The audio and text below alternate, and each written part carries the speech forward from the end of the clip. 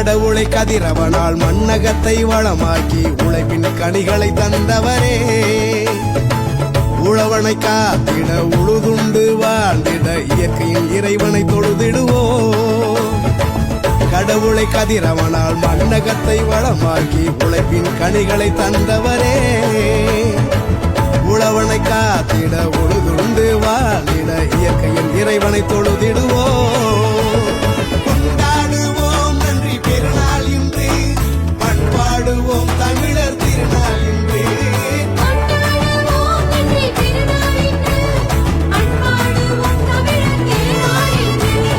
பொங்கலோ பொங்கலோ பொங்கலோ பொங்கலோ